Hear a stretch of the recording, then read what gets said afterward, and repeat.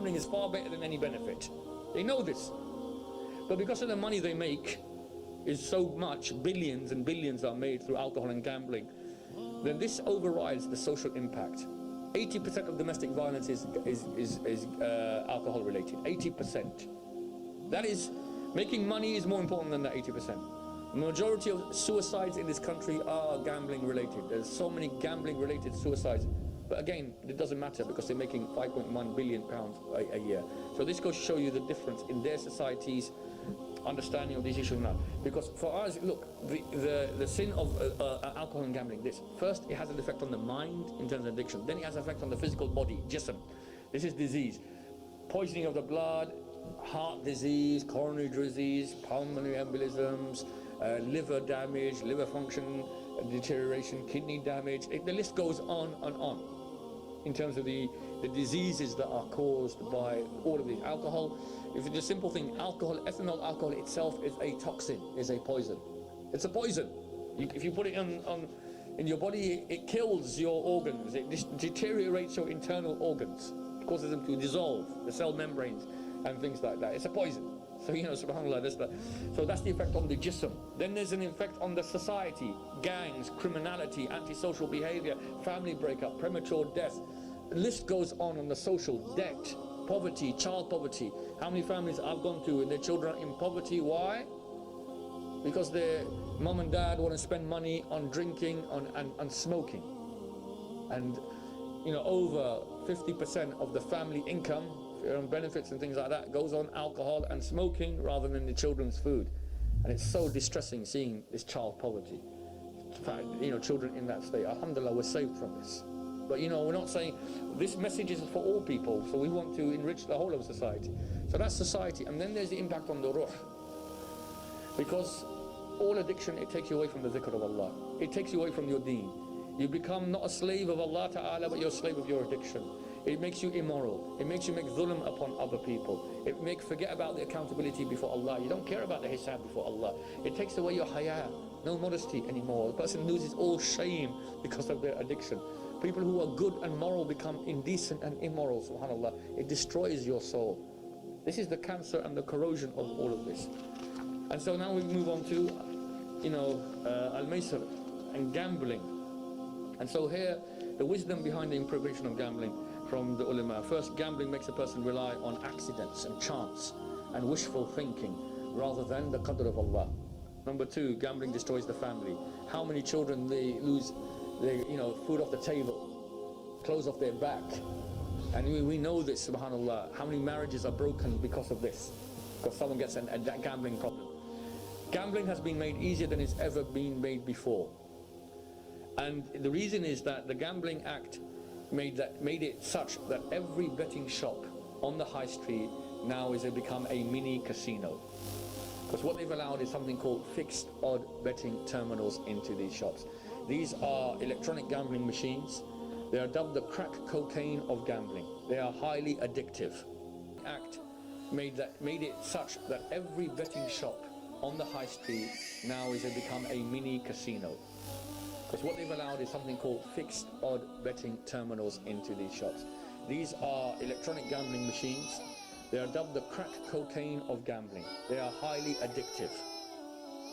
And you know why? Because you can win up to a maximum of £500. Okay, and your maximum you bet is £100. But what it is that what we call it is that the event frequency, the time between each gamble is very little.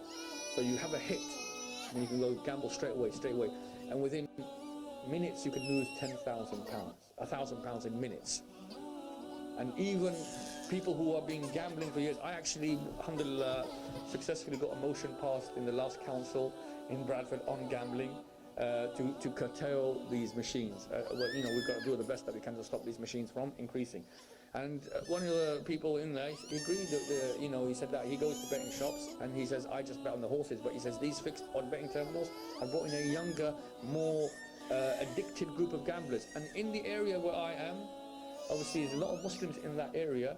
You go past every single gambling shop, betting shop, and you'll see at these gambling machines there are young men stood there all day long gambling away. That's how addictive these machines are. Now we look at the statistics. This is the society.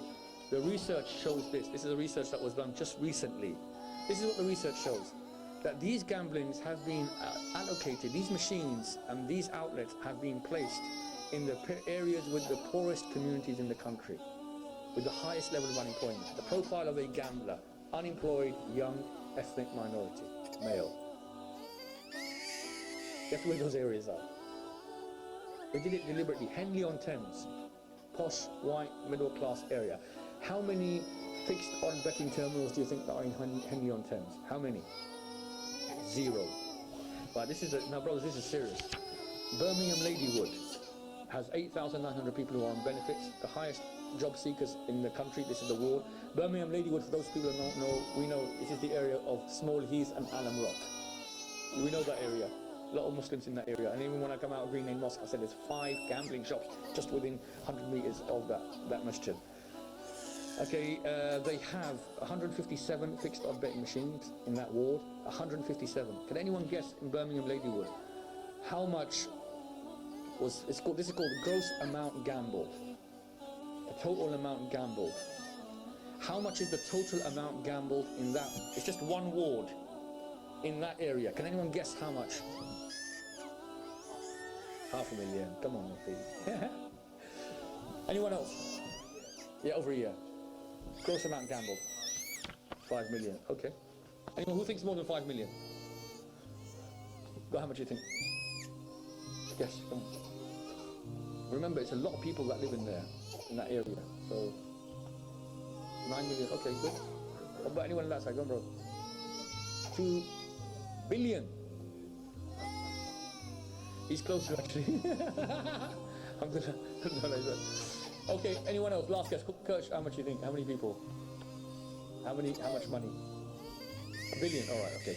That's not as much as 1 billion, but it's still shocking. 163 million.